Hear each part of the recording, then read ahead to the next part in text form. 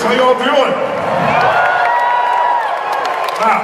Give a high five from the person next to you before you have a seat. Got a little energy in here. Okay, I have to start out by saying how impressed I am you're here this morning. First of all, you went to the party and still got up. Was that a great party? Can we have a hand from Mark and the team that put it together? Just extraordinary, wasn't it?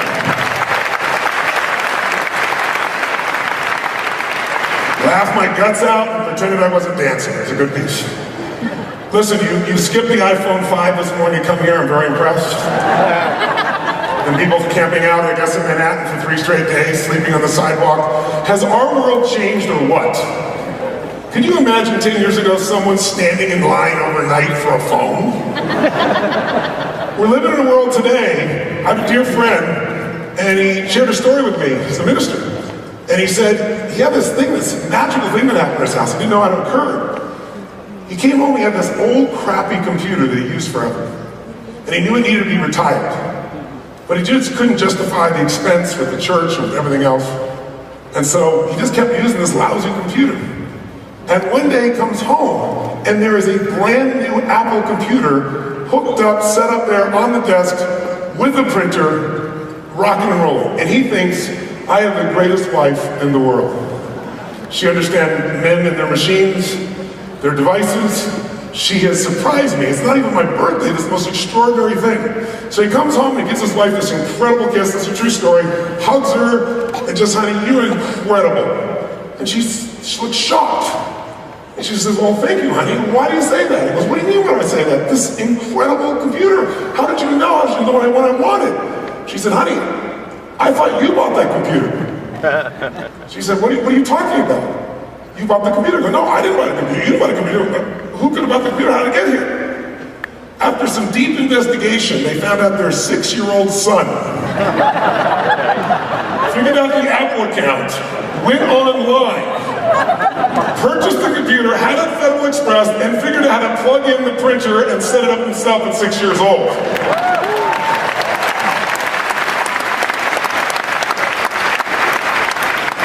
We're living in a world where today kids learn to use an iPad before they learn to tie their shoes.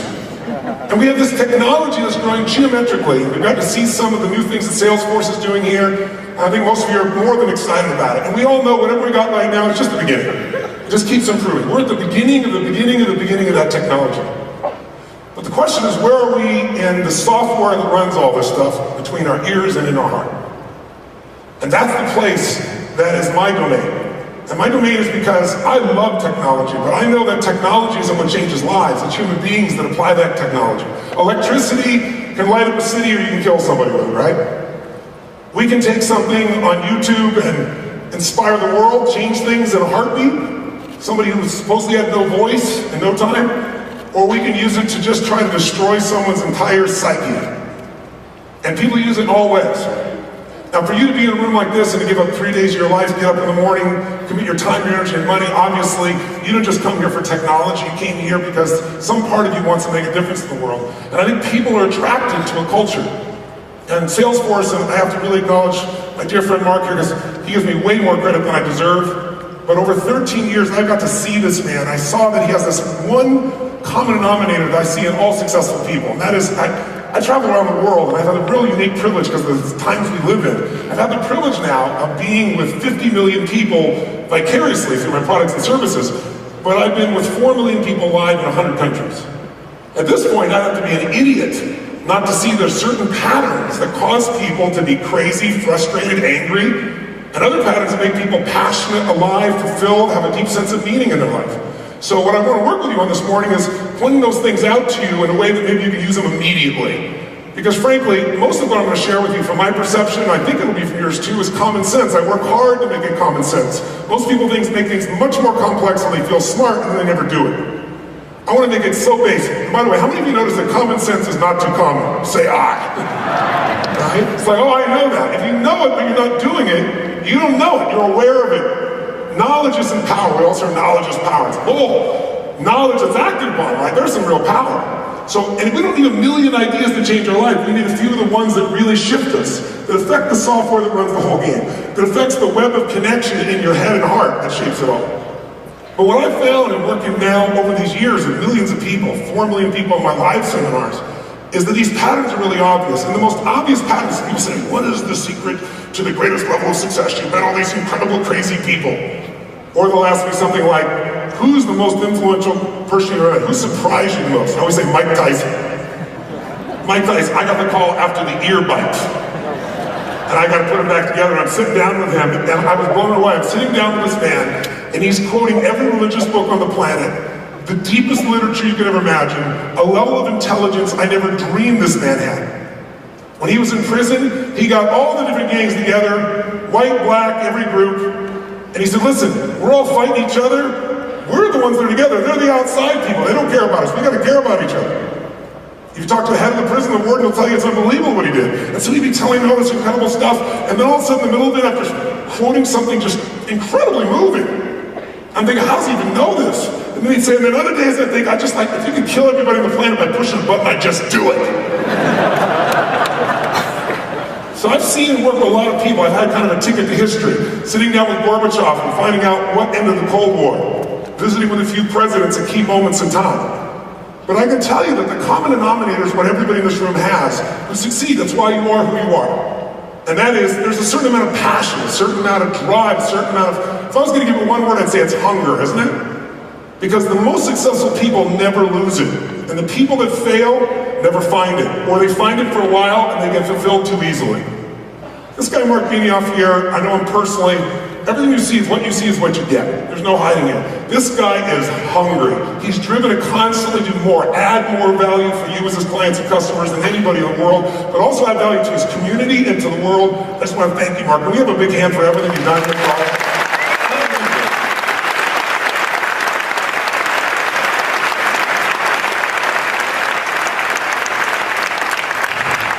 So that hunger I know is alive in you. So if you want to think about what shapes our life the most, think of two words: invisible forces. How does a person's life turn out? Why do some people's lives turn out to be such a pain? Some people have these great dreams and most people just talk about that dream. They never actualize them. And there's a few people that find a way to do it. It's those invisible forces that shape everything. The most obvious ones: gravity, radiation, electricity. You don't see these things, yet they affect us. But how about hate or love, as Dean was talking about? Those are the forces that start wars, that begin relationships and end relationships. Often we're so caught up in the cognitive aspect of our brains, we've forgotten what it was that really changes us and what really shifts us. And that's what I'd like to talk to you.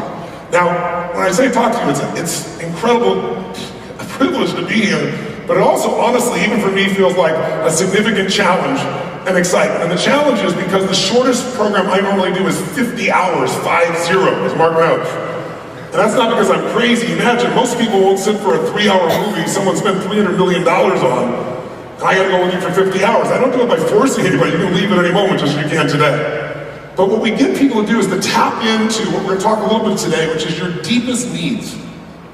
How long is a long time? Well, can a minute feel like an eternity? When someone's going to come tell me whether I had a tumor in my brain or not, felt like the longest minute of my life. But when you're having a great time, hours can go by like that. That's because even time is psychology. I'm here basically to say to you that if you and I want to have an extraordinary quality of life, this is what I focused on for 35 years, is what creates an extraordinary quality of life? What creates peak performance? How do you get greater results from yourself or anywhere else in any area you want to go? But if you've got peak performance and you don't have fulfillment, you have a real challenge. I believe there's two master lessons in life. The first lesson is the science of achievement. How do you take what you envision and make it real? How do you take the excitement you have in your head and convert it into reality? And it's a science, meaning I don't care how old you are, what background you have, what belief structure you have, what age, what gender. We all know there's certain rules of success in anything. And you know, if you follow those rules, you win. There are rules of the body. We're all biochemically unique. But there's certain things that if you do them in excess, you're going to have dis-ease in your body, as Dean was talking about here earlier. It's not hard to figure out. On the other hand, there's certain things that if you do them in the financial world of your life, you're going to have an abundance of money as opposed to too much month at the end of the month. But the science of achievement, to me, is so important and so valuable. My life really, at this stage, is really focused on the art of fulfillment. That's the other master lesson of life. The art of fulfillment, notice, is not a science. And the reason is because what fulfills you and the person next to you, even if you're friends, can be very different. That's the beauty of life. It's the diversity of life. If you go out and you want to see what the universe, God, whatever term you want to use, whatever you feel has created this place we're in, this gift we're in, and you want to see what God of the universe believes in, go to any forest and look at the level of diversity of animals and plants and everything. That's the beauty of it all. But for most of us, we think that we're going to be fulfilled by doing what everybody else is doing. And rarely does that happen. Who here has ever set a goal, went out and actually achieved the goal, and then your brain went, is this all there is? How many have ever done this before? Say aye. Oh, come on, I know you're out there. Say aye. Isn't that a scary moment? It's much worse than failing, because when you fail, you know, I can step up and still find another way to make it happen. But when you succeed and you're unhappy, you're screwed. Isn't it true? And how many of us have known someone who's got this great level of success, and yet they don't have that sense of fulfillment? That's because the art of fulfillment, it's an art, it's different for every person, but there are some principles. You have to grow to feel alive. There's nothing, we all know, you grow or you what, my friends? You what? You die. That's true of a company, that's true of a relationship, that's true of ourselves. Anytime we stop growing, we start to die. That's why that hunger is so important. Not just so we can achieve more, but so that we can be fulfilled, and then when we have more inside of us, we have more to give. Those are two elements of what I'm focused on. So as I said, normally in 50 hours you go, okay, all right, how are we going to do it today? They give me about 3 hours, a little less with you here, and I think there's a format I've got today that you're going to find really useful. I'm going to cut it down, keep it really tight, and give you some tools. Some tools that I think can make a major difference for you.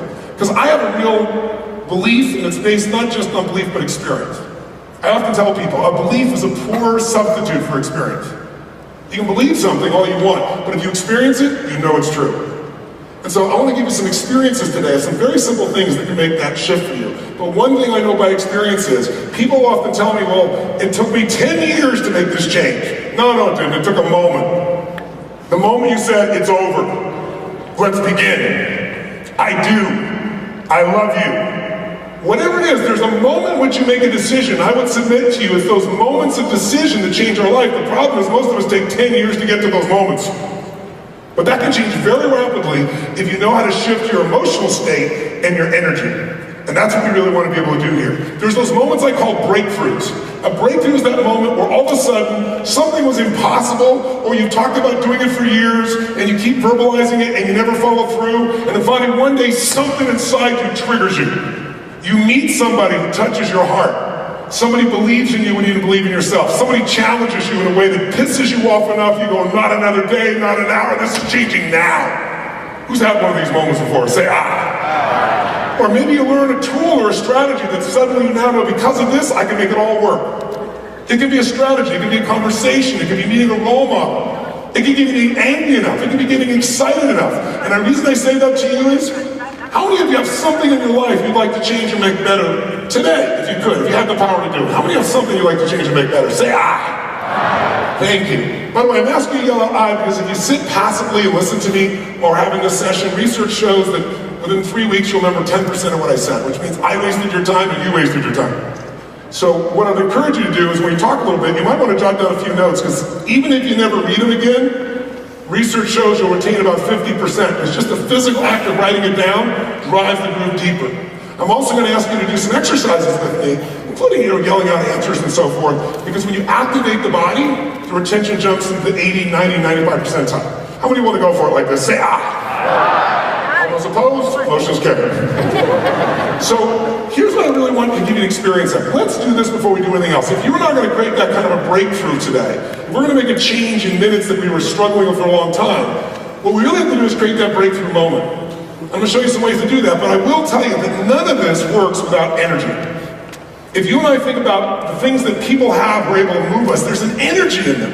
It comes in various levels of intensity, but it's there. Richard Branson, does the guy have any energy? we were with him backstage, and we were trying to like help the poor man get in state, because it's really hard for Richard to get excited about things, as you can imagine. And he all of a sudden he grabbed a chair, he's looking at Mark and I, and he goes, "This doesn't work for me." He grabs a chair, he climbs on top of the chair, and on top of the two of us, right? Energy is the base. So before we do anything else, I'd like to ask you this. You've been sitting for a while. Would you stand up just for a moment before we start here? Stretch your body just for a second. Stretch it up. Shake your body out. And just for a moment, I want you to find somebody you can challenge. I want you to find somebody, walk up to them and go, "I own you." Go ahead, try. Come on, find somebody. I own you. Here's what I want you to do. Before we do anything else, how many of you know people who just by their energy and their state can suck the energy out of a building? How many of you know people that they enter the room and you feel better about life when they get there? How many of you know some other guys like say, "Ah"? Which one are you? Well, I'm neither one of those extremes. I'm the more middle. We have been taught and conditioned by society to fit in. Yet anybody that you really respect or like usually didn't fit in. And one thing that they have is an energy. And I know some people are over the top. I'm probably over the top for most people's view. But what you really want to do is tap the most extreme and powerful part of you. And that only happens if you go in this state. So here's what we're going to do very simply. I want you to face the person who said, "I own you," which very simply means I challenge you, old person. Your job is really simple. We want to create a level of energy in this room that has never existed before for just 30 seconds. Meaning, you're going to show your partner beside you, you're going to outdo their energy. You're going to show them how you'd be celebrating if you had the greatest victory of your life. Whatever you want most, you achieved your ultimate business goals. You got your 2.3 natural children. You had your first extraordinary orgasm, whatever it was for you. But I mean celebrating unleashed like a little kid, not like a boring adult does. "Why are we doing this crap?" Who's going to go for it here? Say "ah"! Say "ah"! Good. And I'm talking about unbridled, jumping, leaping energy excitement for just 30 seconds. Let me tell you why. If we do this for more than 30 seconds, you'll get too excited too quickly. We don't want to do that. Just 30 seconds. Who's with me on this? Say "ah"! Face your partner on the count of 3. Let's clap to it. 1.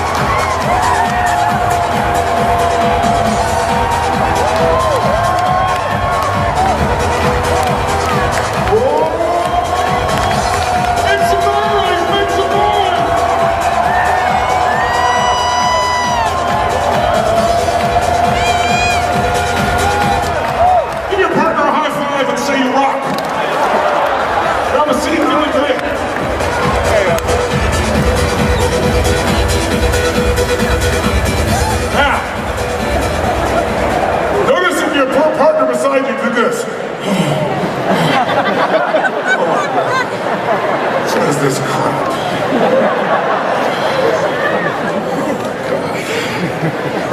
How long are they going to keep you up here? Make sure if you're sitting back in your chair, don't collapse. Sit in your chair in a peak state. Because peak performance comes from being in a peak what, my friends? Peak what? State. State. How many of you have ever done something and after you did it, you went, that was me.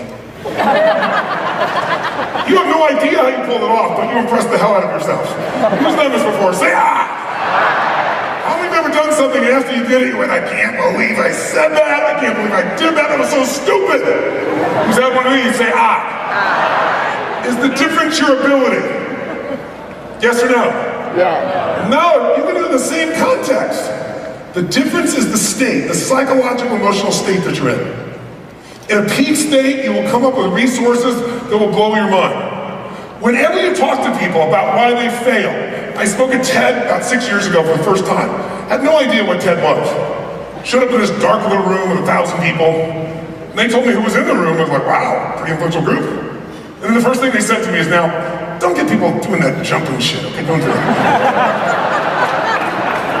And then the founder of TED, not founder, the owner of TED, who didn't know me at the point, and was not terribly impressed by who he thought I was, got up and gave me this very interesting introduction, and it did not exactly produce some energy in the room. And so I thought, how do I reach these people that are multi-billionaires and basically started the tech industry, and some of these brilliant engineers in here that know that they're brilliant and everyone else is stupid? Because some of them, I watched that person get up right before me and speak, this brilliant woman explaining string theory in 18 minutes. And people were like, oh. So I had a good sense of what it was. So I asked the audience a question at one point. I started out and I said, listen, I like to talk about failure. I said, who here in this room has ever failed? And I got the same response I just got in this room.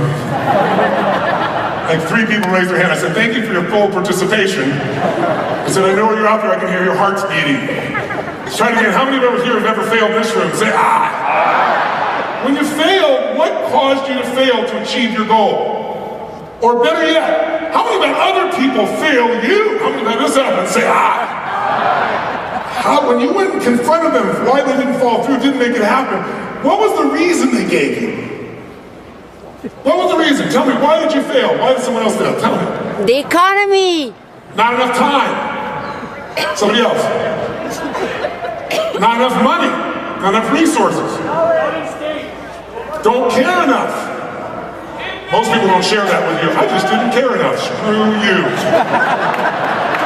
Rarely do they say that directly. You might find that on their Facebook, right? If you kind of change that. What else they say? Didn't have the right people. And by the way, guess what the people say? Didn't have the right leader. Isn't it true? What else do people say? What else has been the reason? Don't have the technology. Don't have the contacts. Bad timing, competitors stronger. Now, I'm doing this in this conversation. In the darkness, I hear this voice, and the voice says, I didn't have enough Supreme Court justices. I look down, and it's Vice President Al Gore. And everybody clapped like crazy, because after all, it's Silicon Valley. We know this is the Republican stronghold of the planet, right? So everybody's clapping for him like crazy, and he stood up to the little, bow. I laughed, and I said, well, that's one way to explain why you didn't become president of the United States. Ooh, wow, you didn't work very well in this room either. I said, but I like all of you to think about these things you told me. Didn't have the time, the money, the technology, the education, not enough energy, not enough research, terrible people, terrible management, not enough Supreme Court justices. I said, there's a common denominator for all these things. What's the common denominator that really makes us fail? You're all telling me I don't have the resources. But in my experience, and I have a privilege of being with 4 million people live, not managing all the correspondence and connection and relationships. I mean live events, immersion with people, one-on-one coaching in moments of truth with some of the most influential people in the world, some of the most challenged people in the world. What I found is resources are never the problem. It's always a lack of resourcefulness. That if you're resourceful enough, you can get the resources. And when we start thinking it's the resources, we create a limitation. This character here, he was dreaming of building a $100 million company. Is it true? That would have been like a very exciting $100 million company. And his resources, his creativity, his energy, some history, some experience, but he tapped those resources at a very different level. And he got other people to get resourceful at levels they couldn't imagine. That's why we have these tools. And you got a $3 billion company, and a company that makes a difference in its community around the world. Because somebody forgot how to maximize resources. If you went back to 1978, and you looked at a little company like Walmart, you go, guess what? Read all the newspapers back then, all the financial news about Walmart. And guess what they all said? What did they tell you to do? Sell. They have 78 stores, right? They're maxing out. Kmart had, 851, 1300 Sears had 851. I mean, it was a tiny little company, but they said, look, there's such a small market for people that want these massive discounts. That's what they said. And he's out of what? Out of what? Resources. And so people bailed in mass. But what's the story on Walmart? How'd that story turn out, I wonder? Right? Here's a guy who's got how many stores today? Over 10,000 stores. And with all due respect to Bill Gates and Warren Buffett, you can put them both together. They're not even close to the Walmart fortune. They just split it up amongst all the kids. Blows away all of them. And by the way, they're doing now $419 $500 billion. Not bad, the big T. The only time you hear the T normally is in government. This is one company almost there. Pretty amazing, all by being resourceful enough. So I said, it's never really the resources, it's resourcefulness. What does that mean? Resourcefulness comes in human emotion, that invisible force that makes everything else work. Who's with me on this? Say aye. See, if you're creative enough, can you get the money? Yes or no? Yes or no? Yes. If you're determined enough, can you find a way through the problem? Yes or no? Yes. If you care and you're compassionate enough, can you get people to help you even if you can't figure it out yourself? Yes or no? Yes. So I said, that's not the challenge. The challenge is not the resources, it's the lack of resourcefulness, and that's what I want to show you how to trigger, because we don't always feel that way. How many of days when you wake up in the morning and think to yourself, I don't want to talk to people today? How many have thoughts of this a day? Say, the crazy world we live in, you can get by with that shit, can't you? You can text, you can all that other crap and not talk to a human all day long. No humans, right? But does your state affect the way you interact with people, even if you try to hide it, even through what you write, yes or no? Yes. It sure does.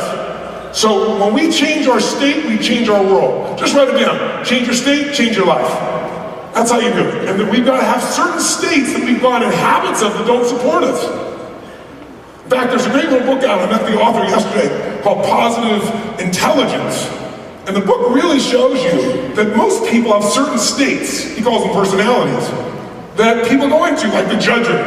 When you're in a judgment state, we know you're going to judge other people, you're going to judge yourself. Very little is going to come good out of this. Unless it's time to judge, like to evaluate something.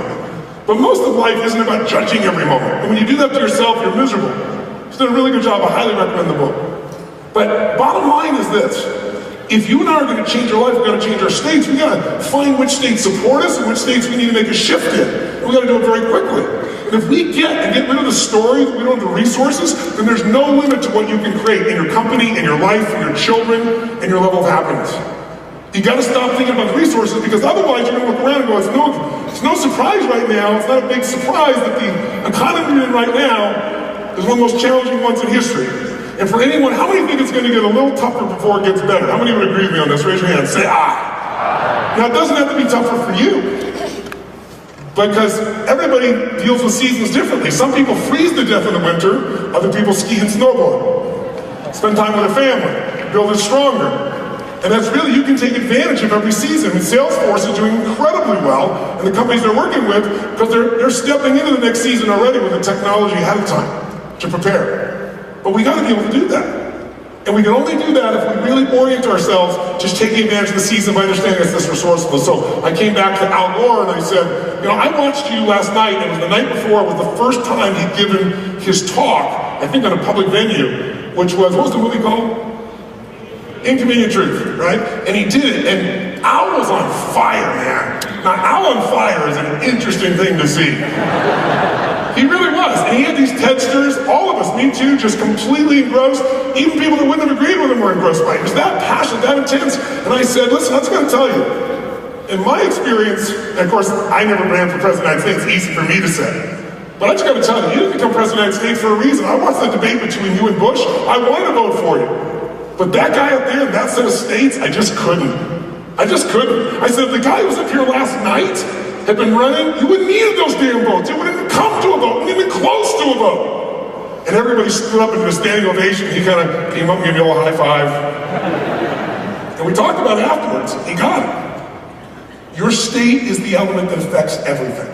Who's with me on this? Say aye. So if we're going to do that, how do we shift it? Well, let me tell you how I came about this, just a little insight for a second. I've been obsessed for 35 years with a simple question. And that question is, what makes people do what they do?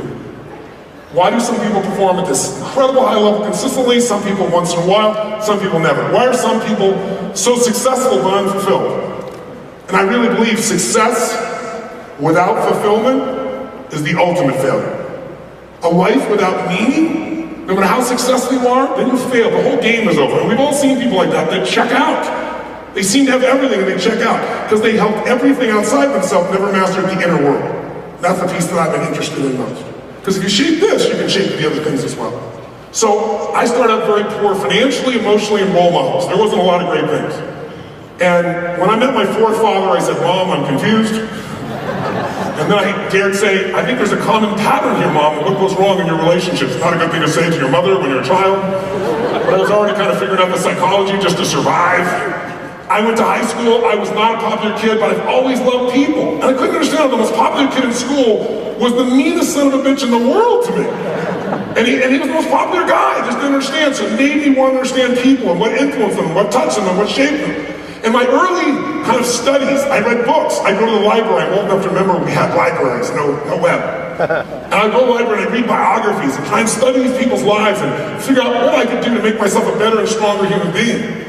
And in the beginning, before I started reading these biographies, I had this theory. Because we all come up with a story about why our life is the way it is. If your life's great, you have a story about why it's great. If your life's not so great in some area, you got a story, a set of reasons about why it's that way. And it's usually not your fault. It's just a human need for a sense of identity. So bottom line is, I came up with this theory. It's really simple. I grew up poor, my parents never got along, there was this violence and horrible stuff in the environment, and so of course, we weren't going to be the chosen ones. Other people had this great background, great love, great support, great education, great economics, so their life would be wonderful. And in reality, you can only lie to yourself so long in the world we live in today, right? That's the beauty of the world we're in today, because everything's right in your face. And so quickly I began to realize, I'm just lying. Biography is not destiny. You look at some of these people's lives who've contributed the most to society, and often they've gone through the most hell. Have you ever noticed that the people that often you give the most to screw you over the most? Who's had this happen before? Right? And it hurts, it hurts. And sometimes you close down and that just hurts you. Because closing down your heart's not going to help you in any way. On the other hand, you ever notice that the person's raised by somebody and they love them, they take care of them, they anticipate them, they never want them to get hurt, they try to protect them everywhere, and they spend their whole life then going in and out of rehab. And then you find people's life is just stomped on, seem to seemingly crushed mentally, emotionally, spiritually, physically, you name it, sexually. And sometimes they become the people that change society as a whole. What would you say would be the future for a child if I told you this is the child's background? The child's mother became pregnant and had her when she was 13. There was no father there. Now if you just thought of that alone, a child raising a child, what do you project as the future here? Most of us already have a story for this. By the way, what about if that child then becomes sexually abused multiple times by family and friends before she's 13? And what if she doesn't know who her father is, has no father figure? And what after all that, and even the sexual abuse, she becomes pregnant, and at 13, she has a birth, but the child is stillborn. What would a stillborn child do to any full adult, much less a 13-year-old girl? What's the future of that child? And of course, that child's so messed up inside, they find she's so intense, they put her in this little institution for girls, and sure enough, there aren't enough seats, so they can't keep her very long, and they release her to a man who finally comes and claims he's her father. By now I know you know who I'm talking about. Whose story is this? Oprah. Who is it? Oprah. Oprah Winfrey. Oprah Winfrey, one of the most incredible female leaders in the world, someone who's a thought leader in so many different areas, someone who cares, somebody's got $3 billion and she's out trying to build a network in her spare time so she can put something positive out for the world. I mean, incredible human being comes out of this. Yes, give her a hand, I totally agree with that, absolutely.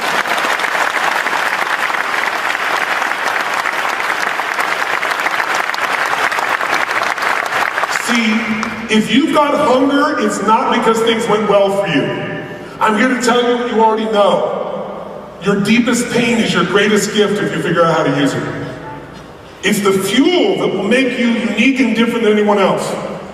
The pain I felt, I don't want any human being to ever feel. What drives me, I love to light people up, I live for that. I know what you're going to look like by the end of the session, I know how you're going to feel, I don't know how we're going to get there, it always changes, but I know you're going to get there. It excites me. And I know that not only will you feel it then, but you're going to have some tools to sustain it and change your life if you choose to. But I also hate suffering because I've suffered enough, I don't want anybody else to. And that made me obsessed to want to read a book a day, which I didn't quite do, but I read 700 books in literally 7 years. Anything I could get my hands on that could change somebody's life, I want to know, figure out how to use it and apply it. The point of the matter is, our biography is not our destiny. I know I'm preaching to the crowd, but think about this. You and I work with people every day who still believe this, don't they? And they're usually the chokehold in your business. They're the people that aren't as resourceful because they have a story in their head that stops them. It's not that they're not capable, it's that story. You and I as leaders got to pull them through it. But the only way we can do this is we keep pulling ourselves to the next level. Even if your life is great, what's the next level? That's what fulfills us. That's what makes us feel alive. And so, you take a look at this type of situation. I'll give you an example. I think our society has shifted in the last 20 years, and I can pinpoint some moments that I can feel it. I wonder if you remember these moments in history as well. If you're not too young, maybe you will. How many remember in LA, decade or two ago, almost 2 decades ago, 2 rich brothers, heirs, called the Menendez brothers. Anybody remember this story? The Menendez brothers, what'd they do? They got upset with their parents and they didn't have access to their money, so they took out shotguns, 2 shotguns, and they killed both their parents at point blank range. Now here's where our world started to change. They went for a jury trial, and they said that our parents were abusive. And they got a hung jury trial. It took 2 jury trials to convict them. Now, Oprah was abused too. She didn't kill anybody. But this is the mindset that started happening. And the follow-up to that, I'm sure you remember vividly, was a woman in New York who one night got very upset with her husband. And so she decided to take matters into her own hands. You know who I'm talking about? What was her name? Bobbit. Notice that name, Bobbit. Interesting last name. Right? What she do? She got upset with her husband, took out a carving knife, chops off Mr. Happy, takes him for a ride in the car, and then throws him in a field. In a field. And when they go to the jury trial, they go, is she guilty? Is she guilty? If Mr. Happy's not attached, she is guilty of sin. Gentlemen, if you're with me, make some noise. And you know what? I don't feel bad for this guy. I don't feel bad for him. He was an idiot. And by the way, if he was abusive, he should be punished. But that's what laws are for. This one woman is more responsible for men sleeping on their stomachs after a fight than any woman in history.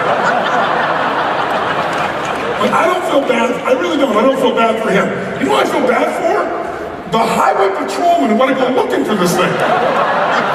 What did they do when they found it? You pick it up. No, man, you pick it up. My point is simple.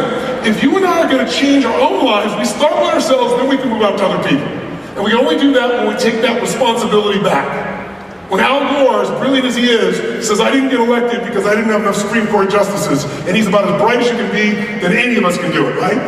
And our secret is to wake up out of that process, to make the shift out of that process. So what allows us to do that is really understanding those triggers that shape us. And that's what I've been studying basically for 35 years. What are those triggers? And by the way, you don't have to be very bright to see these triggers if you just open your eyes. They're around us all the time. What triggers you to get pissed off? What triggers you to get annoyed? What triggers you to judge another person instead of just feeling them out and listening and feeling for their heart? What triggers you to judge yourself? Because we don't live the same way all the time. If you overeat, you don't overeat every moment. You overeat when you get in an overeating state. When you get bored or angry or sad or frustrated. Not every moment. You don't smoke every moment. You smoke when you get in a certain state. If you and I can identify what those states are and make those shifts quickly, all of a sudden we got a different game going here. We have a different set of opportunities in how we can make a shift in our life. So if we're going to do that, if we're going to make that shift, that kind of breakthrough, let me give you what I think creates a breakthrough. By the way, who here would like to have had an area of your life where you really want to change something, you push, and you kept promising yourself you're going to change, you didn't do it, and then finally one day, damn it, and you did it all at one time. Who's done this before? Say I. Who's ever been in a relationship way too long and you knew it when you were there but you still stayed there? Who's been in that place? Raise your hand and say I. Why did you stay? You stayed because you kept telling yourself, you know, it was good in the past, it'll be good again. Or you'd say it's going to be nice in the future because nobody else in the future. You made it up because we're so afraid of doing what will really break us through. So let me offer you really quick 3 things you might want to jot down. These are the 3 keys to breakthrough. If you have any one of these, you can break through. If you have all 3, you will. So if you think of an area you want to change, these are the 3 areas. The first thing that will break people through, and I'm giving to you, by the way, in reverse order of importance. In reverse order of importance. The first thing that will give you a breakthrough is a new strategy. A new strategy. If you're doing things a certain way and it doesn't work and you keep doing it, we know it's not going to get any better. The old definition of insanity, doing the same thing again and again, we all do it. But if you get a different strategy, you can change how fast, my friends, how fast? literally in a heartbeat, anything can change. Now, most people, when they're not succeeding, they often don't have the right strategy. Let's use the most simplistic example. Let's get out of business. Let's bring it personal for a moment, okay? Being overweight. 2/3 of America is overweight. 1/3 of us are obese. The question is it for a lack of strategy on how to become fit and strong and healthy? Are we lacking strategies or lacking availability of strategies? If I walked out of this building, within 10 blocks, how many health clubs would there be, do you think? If I didn't, God forbid we get up and walk, let's say we wanted to sit here and get tools to change our health. Then what are you gonna do? You can pull out your iPhone or your iPad and download 10 books in 10 minutes, couldn't you? We're not looking for resources. There are so many trainers, they're trying to find you. All you gotta do is be near one, they'll come up to you, promise you. Trainers are available, workout facilities, nutritionists, experts, geniuses like Dean, truly a genius, I'm not saying that off the cuff. You're amazing, brother, really amazing. Give him a hand, it's extraordinary, extraordinary.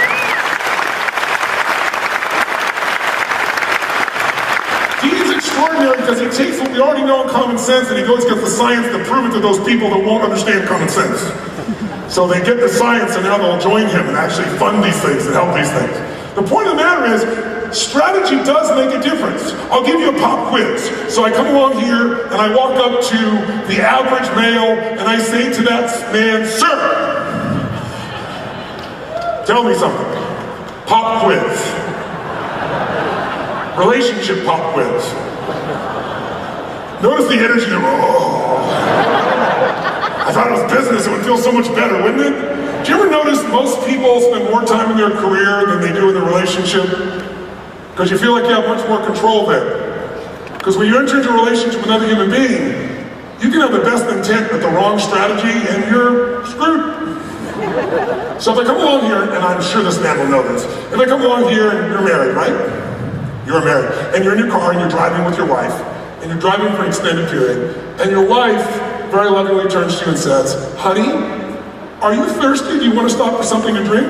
Your answer is? Absolutely, ladies and gentlemen, give him a hand, great job. Now that's not what he really does, but he gave us the right answer just now, right? What do most men do, gentlemen? What do most men do? Somebody says, honey, we're driving, do you need to stop to use the restroom? Most men do this, they go, they think for something? No.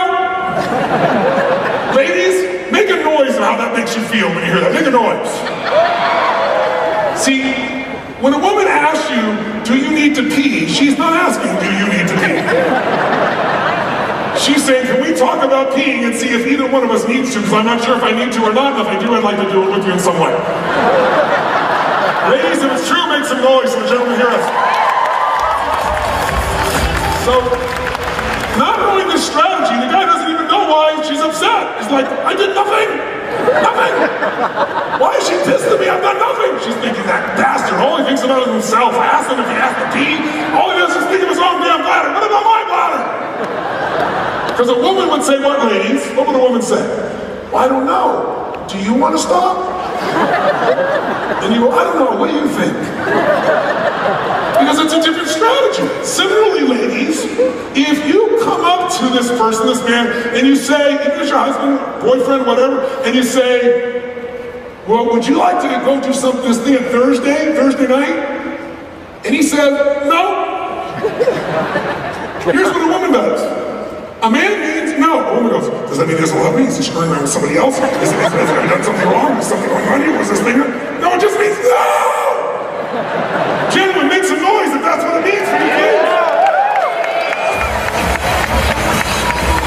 So, you have to learn to decode. So if you don't have these strategies, life can be really a painful experience with the people you love the most.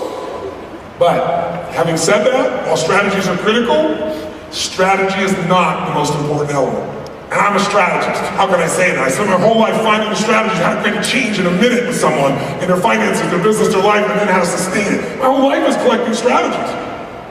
But I know that most people know what to do, but they don't do what they don't. Now sometimes you may not know those things. So sometimes it is a strategy. Just a strategy to change it, because then you succeed, and that gives you momentum. Now you're like, I can do this. Who knows what I'm talking about this? When you start to succeed with a new strategy and change your whole psychology. Who's had this happen before? Say, because you found a better way. But, in my experience, the real challenge, if you're not breaking through, is the story you have about your situation. The story. Because getting fit, getting strong, truly not that complex, truthfully, right? Really is not complex, not that difficult. Some fundamental things to do. Most of them know what they are. Sure, we could refine it, but that's not the problem. The problem is you're not using the strategy or even finding the strategy because you have a story that says, I'm big boned. No, you're freaking fat. Let's tell the truth. Listen, I'm not judging. I'm just saying, what's the only thing that'll set you free? The what? The what? The truth will set you free. But without the truth, you can't do anything. So I'm not judging, just tell the truth. Or the other one, people say, I've tried what? What have they tried? I've tried what? Have you tried? If you tried everything, you'd be muscle and skin and bone and strong or something different than what you are. Tell me what you've tried. I've tried millions of things. Millions! Name them! Well, I've tried tens of thousands. Name them! I've tried thousands. Name them! I've tried hundreds. Name them! I did do these 2 stupid things that don't work over and over again. Why don't we use what we know? Because we got a story. Got a story. I was talking to Shazad, the gentleman who wrote Positive Intelligence yesterday. A really great man. Again, I recommend his book. And we had a great conversation. And he was telling me that he works with so many different CEOs. And he was saying that one of the things he's learned to do is he walks in and CEOs are people who learn to comport themselves because they need to, right? They got to rock and roll. They got to be a leader. And he says, look, I've dealt with you guys long enough, I know you're bullshit. So here's what I want you to do. I want you to write on an index card something that traumatizes you inside, something that drives you internally crazy, something you worry about, something you're afraid about, something you're tortured by. And I will not, do not put your name on it, I'm going to throw them all together and then I'm going to read them so everybody can see. And when he read me this list, I took these cards out and read them, I don't believe my wife loves me. I hate myself because no matter how much I succeed, it's not enough. I find that if anyone knew what I was really like, I feel like I would not be the leader of this group. Just scary stuff we do inside our heads to ourselves. Who can relate, not to this, but other people you know that are messed up like this? And so I'm listening to this thing and I'm thinking, wow, we come up with stories. Every one of us in this room is a storyteller. We're never going to, we're wired, it's in our DNA, it's how we've passed on knowledge for a millennium. The question is your story empowering or disempowering you? See, we got an economy right now. You can have a couple stories. The economy ain't crushed me, or the economy, God, look around. Look around. Fortune 500, 65% of those companies started in a recession or depression. Winter, I call it. There's 4 seasons financially. Winter is when 65% of them started. How is that possible? Because when it's winter, everybody else gets scared, they stop marketing, they stop innovating, and people like Salesforce and people like you, who decide to innovate even more, who find a way to add more value than anybody else does, you take over the market, and you have it for 40 or 50 or 60 years or longer if you keep innovating, and you keep giving back. This is the greatest time to be alive. Winter, you gotta have a new mantra. Winter is what I'm made for. Winter is my season. This is my time. Instead of the story of, oh shit, did they really just do QE3? You mean $2.5 billion in additional debt in the last 24 months wasn't enough? It took us 200 years to get 2.2 billion in debt. Trillion, excuse me. Billion and trillion these days, you just throw them around. The T is the old B these days. 2.2 trillion it took from the time of George Washington to the end of Reagan. That's what it took to get 2.2 trillion in debt. We got 2.4 in the last 24 months. Now, if you give a guy a bottle of Viagra, he's going to rise to the occasion. But if you keep giving him a whole bottle of Viagra, it tends to work less and less, I think. Just like any other drug. And so that economy's coming. You go, oh my God, it's going to tighten up. It is going to tighten up. Your question is, are you going to tighten up or are you going to get stronger? What are you going to do? What are you going to do to create the breakthrough? You're going to need a story that doesn't limit you, but a story that expands you. You can say, you know what, while it's all tightening up, technology can give me a 2-year advantage to everybody else if I take advantage of it. If I connect. I can connect your drug-to people today. I can have one-to-one relationships with many people instead of a one-to-many relationship. All because of the tools that we're learning and using here. We have the greatest advantage if we take advantage, but the story's going to determine it. If you don't have a great relationship, it might be because you don't have the skills. That's very possible. So you could get the strategy or skills. But it's more likely you have a story that all the good ones are gone, or they're gay and I'm not, and I'm from San Francisco, whatever the story is you have in your head. Somebody's got a story that's keeping them from having that relationship. Who knows what I'm talking about here? Say, I. But if you go to somebody and you just go, you know what, that's just your story. They're gonna go, I'll show you story. You don't change someone's story by telling them their story's wrong. The best way to do it is by you making the change in yourself first, right? Because when people see you shift, they become curious, how the hell do you do that? But I will tell you the third and most important one. I gave them in reverse order. Strategy, that's how you're gonna break through a new strategy. Or new story, an empowering story to get you to maximize your resources. Or the most important one of all, the one that will change your story is a change in your state, the thing we started with. Because have you ever noticed in a different state, you have a different story about things? Who here has ever been totally pissed off at somebody? And when you're thinking about it and you're totally pissed off, did you ever notice how you can remember every freaking thing they ever did that ever upset you in your life? Because when you get that pissed off state, it's like it opens up that software, opens up that file inside your head, you remember it all. Or, by the way, can you remember a time when you fell head over heels in love? Who here has ever been head over heels in love? I mean, out of your mind. Okay, do me a favor, try something. Make this sound, just instinctive sound of being head over heels in love. Make it out loud, go ahead. Holy shit, that's all? That's it? It must have been a long time for some of you. Let's try it again. Let's add the feeling of love, excitement, passion, head over heels in love, and lust, and sensuality. Make the sound of that, go. That's a little better, very nice. By the way, when you're in love like that, what's wrong with life? What's your story about life? Could there be 2.4 trillion in debt, or 12, 16 trillion in debt? Would you be like, 16 trillion in debt? Isn't it true? Because your state affects everything. This is the electricity. Take all your technology and don't plug it in. Don't put a battery in there and tell me how well it works. That's the battery. That's the electrical source. That's the force of nature.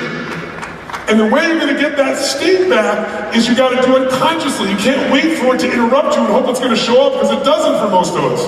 Because right now, the bad news sells, right? Think about it. In the old days, before the news was in our pocket buzzing for us, we actually walked down the street and shit. Remember that we used to walk? And there were these newspapers. And on the top of it would say something like, if it said something like, great weather this weekend, you looked and kept walking. But if it said, big storm coming, in those days, we used to use coins. Anybody ancient enough to remember coins? You put in those coins, you popped it out, you had to know. Well, guess what? The news business today is a business. And the only way to get your attention in the war for getting your attention in a place where there's an ocean of information coming at you, most of us are starving for wisdom, is do something to jolt you. So as a result, most people's states are being triggered by the outside world, not by you taking control of the internal world. When you take control of this, the whole game changes completely. To do it, you really got to make 3 decisions. Jot them down real quick if you would. 3 decisions will help you take control of it. You want to say, what shapes your life? Why is my life the way it is up until now? It's not your conditions, it's your decisions. There's 3 decisions you're making right now while I'm speaking. Jot them down if you would. The first one is, what are you going to focus on? Every moment of your life, you're deciding what to focus on. But the problem is, most of us make this decision unconsciously. So a pattern takes over. So I'm wondering which one of these is your pattern. Do you tend to focus on what you have or what you don't have? Say out loud which one it is if you would, just out loud. What you have or what you don't have? Which one do you tend to focus on more? Quick. Say it again.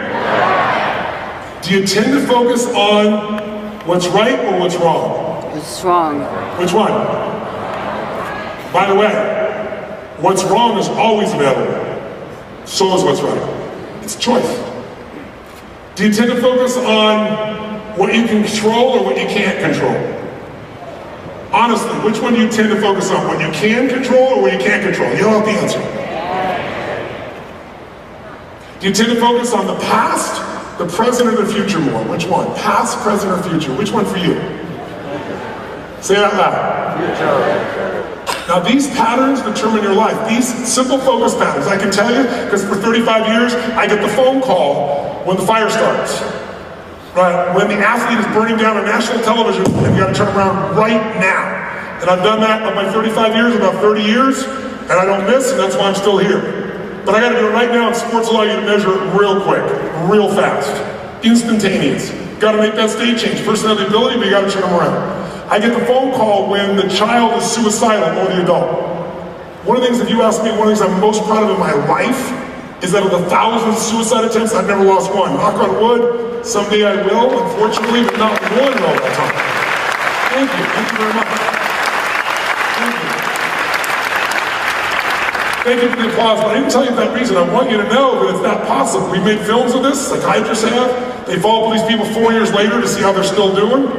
And I'm not a psychiatrist, and they all get psychologists, get credits to stay certified using my work.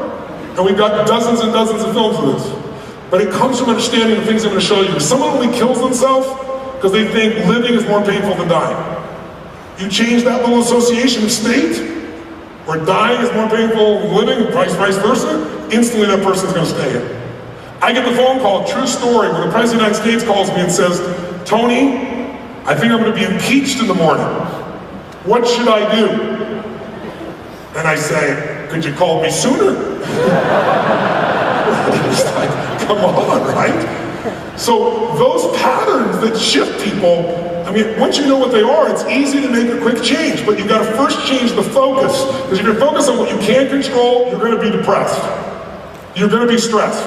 And most people do it some of the time. You watch it. Next time you're stressed, just notice the pattern you're focused. Am I focused on what I can or can't control?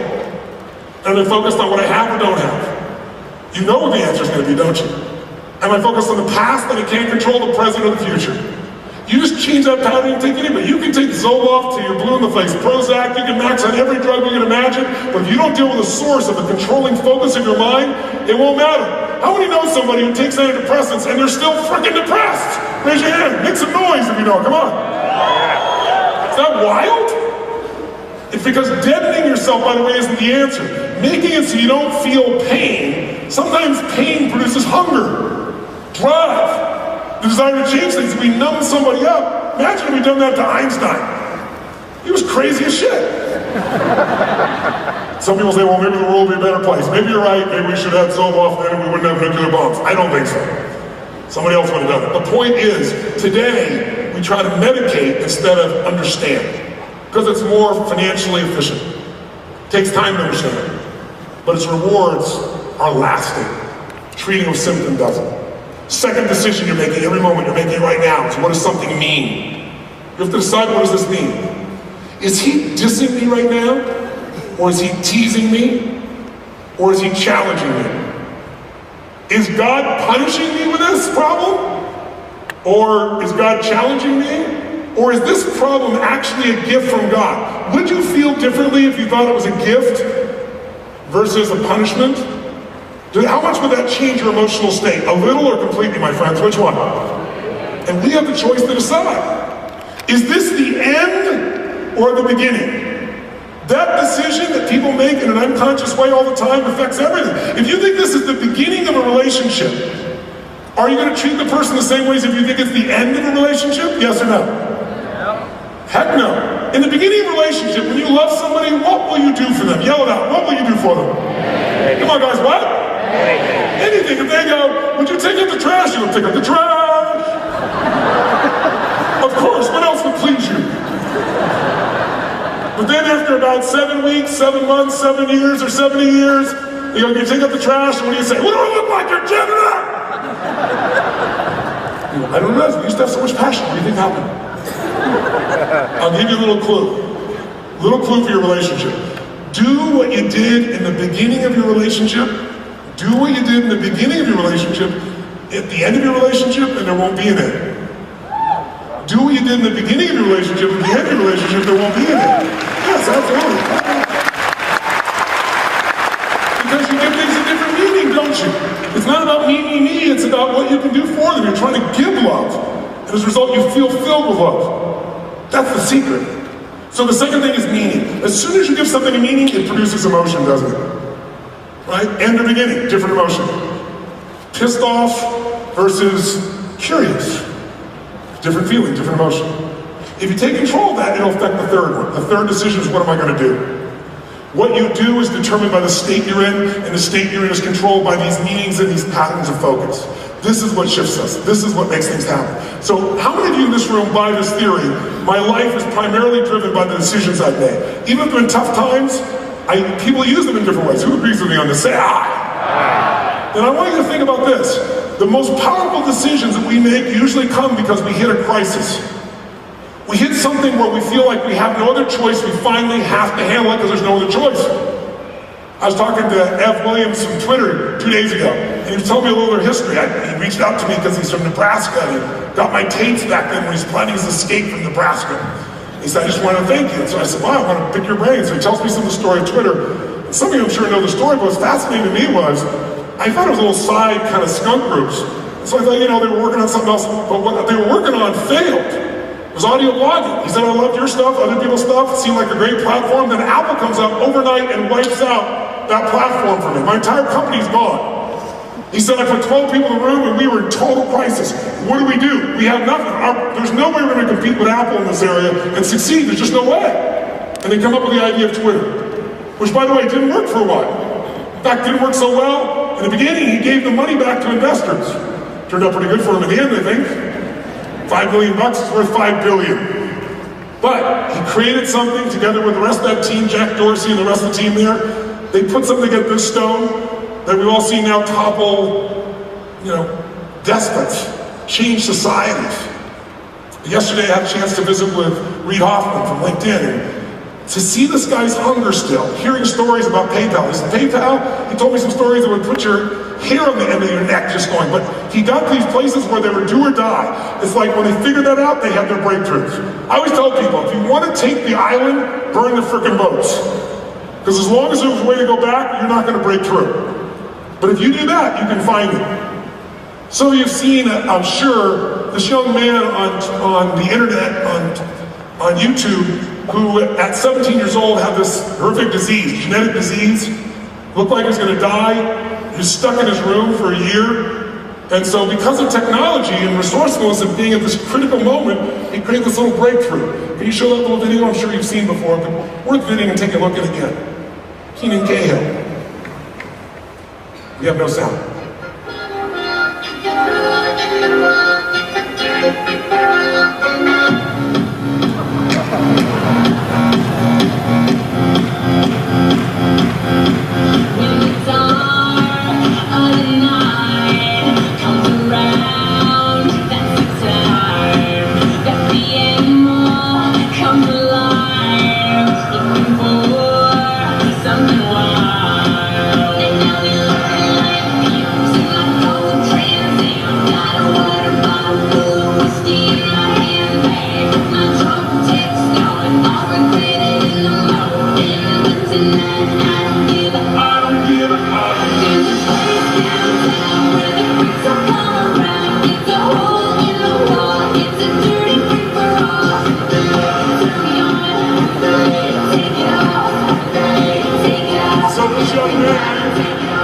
This young man with just a crazy-ass state. That's all he did, crazy-ass state. Wanted to be himself. Didn't try to be anything but himself. That's him. And what happened? Anybody know? Anybody know how many? Put the numbers up. Look at the number of people that have responded to this young man. 199 videos now, 591,000 subscribers, 427 million views. 427 million views. And with sponsorship now, he's able to support himself and the drugs he needs to stay alive. How about a hand for this young man?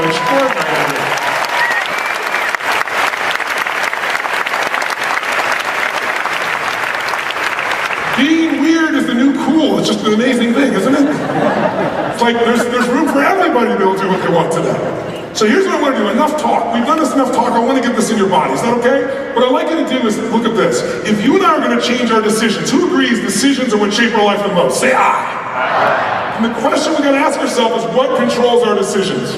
What controls our decisions? And there's two forces that control your decisions. That's what we're going to play with this morning. Number one, we've already figured out, your state. You're going to make a very different state when you're pissed off and angry than if you're feeling playful. And so we need to be able to shift that state literally in a heartbeat. We're going to do it real quickly and show you how it works. It's so simple, it's a joke. You use the rest of your life. The second thing that affects it though long term is what I call your blueprint. Your blueprint is your set of beliefs, your values, your rules. How do you know when it's time to be pissed off or just laugh when somebody says something to you? You have a set of rules. If they look like this, with this certain expression, I'm cool, but if they do this, I'll beat the hell out of them verbally. Or I get angry. We're gonna explore both of them, starting with state. So now, to start with state, we need to get the energy back in this room again. So I'd like, if you would, just for a second, to think about something. Is energy a secret to success in life and business, yes or no? Yes. If they introduced me here and they said, they started this piece out tonight, and they said, here he is, the author of Unlimited Power, Awaken the Giant Within, Mr. Anthony Robbins! And I walked in like this. I walked like this.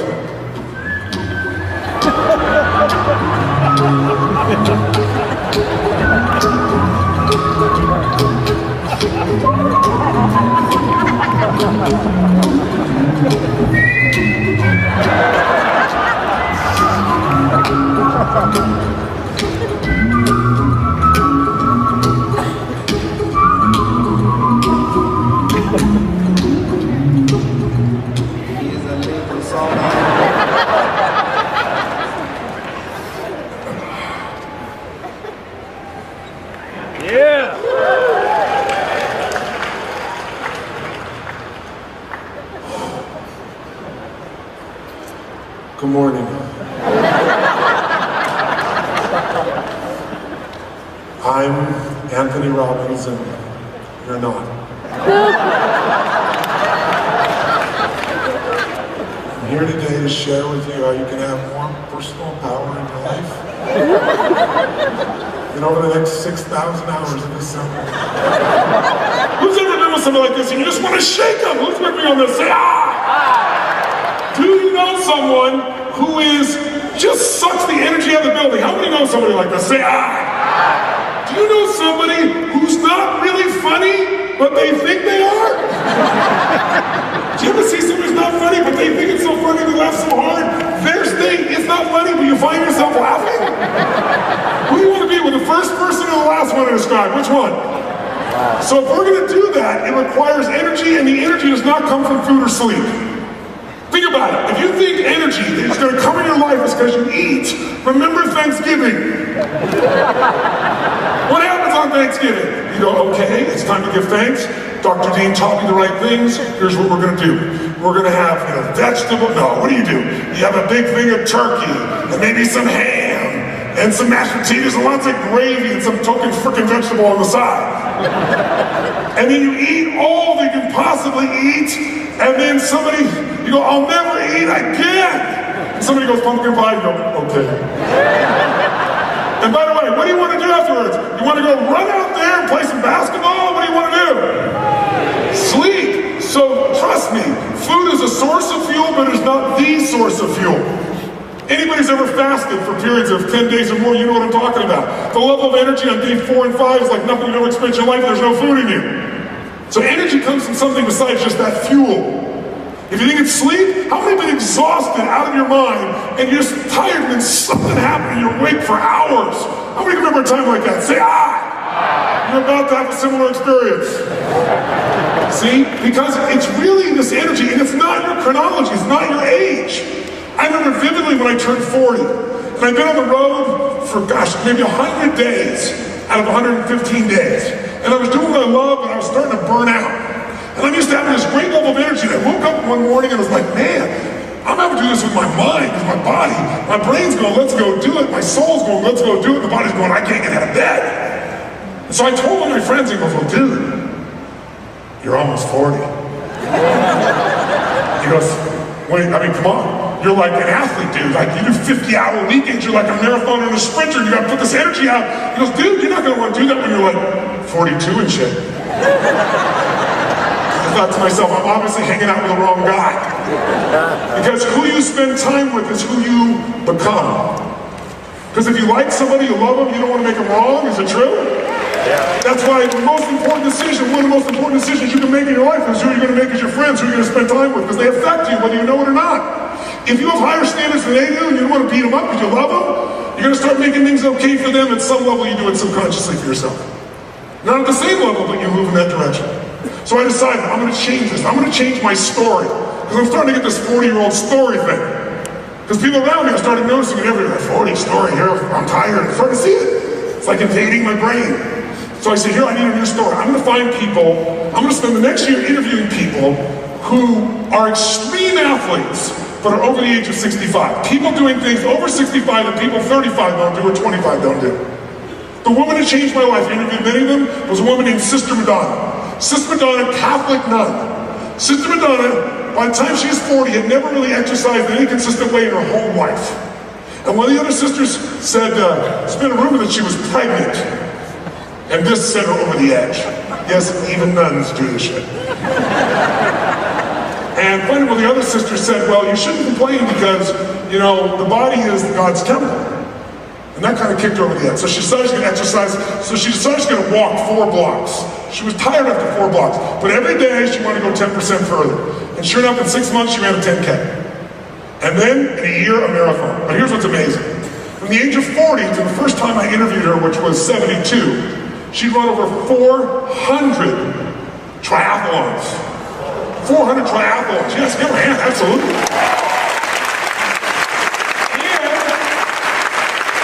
And more than 34 Ironmen. And all the Ironmen were after age 65. And we were having this conversation, and I just love this woman. I mean, she just blew out every story I had about what aging is. And I'm digging in her to find, what is it? Is that what she eats or thinking? What is it? And in the middle of the conversation, we're starting to talk, and my assistant came in and gave me my tickets for the next day. I was flying to Hawaii. And she said, oh, I love Hawaii. Where are you going to Hawaii? I said, the Big Island. She goes, oh, I went to the Big Island for my 70th birthday. I said, well, that's wonderful. Why'd you go? I always dreamed of going to Hawaii. I said, well, that's great. I said, so did you have a great time? She goes, I had better than a great time. I went to stay at this hotel, and I don't want to eat the hotel food, she tells me. So I go to the health food store, and I'm buying some stuff, and I see this sign. And the sign says, tomorrow, Ironman. And she thinks, my 70th birthday, Ironman, what better way to celebrate your 70th birthday? Drive a bike 100 miles, run a marathon, swim 2.5 miles. Seems like the perfect thing for a 70th birthday. So she does. Now, if this doesn't impress you, I want you to imagine you're a 35-year-old guy, and here's what's happening, by the way. She does the marathon run, she does the swim, she's on her bike. You're a 35-year-old guy, and this 70-year-old woman is passing you on the bike. That'll give you fear. Right? But here's what's amazing. She said she'd done the marathon, done the swim, she's on the bike. I forgot the number, the mile it was, but it was more than halfway there. Call it mile 65. And the wind started picking up. And she's a little late, 5'2". And the winds, now if you've been on the Big Island of Hawaii, it's an interesting place because there are areas where there's just no trees. The volcanoes come down and just wipe everything out. Very rocky, crazy, beautiful area. So the wind's coming straight at her, and she's pumping. Imagine, she's done the marathon, she's done the swim, she's down those last 35 miles, and the wind goes 10 miles an hour, 15 miles an hour, 20 miles. At 35 miles an hour, she became the flying nun. Lifted her up, smashed her on the rocks, split her face open, broke her collarbone, injured her hip. They brought an ambulance. People are freaking out, but it's also America. They're all freaking out by being sued also. So sure enough, they decided to change the rules and no one over the age of 65 can do this anymore. She gets so angry. She calls, she writes, nothing works. So guess what she does for her 71st birthday? Flies back to Hawaii. They said, no, you can't, you're 71, can't go to 65. She goes, guess what? I don't need your damn number. I can run on the street, I can swim in this ocean. She did the entire Ironman just to show what's possible, and they changed the rules. How about a hand for Sister Madonna?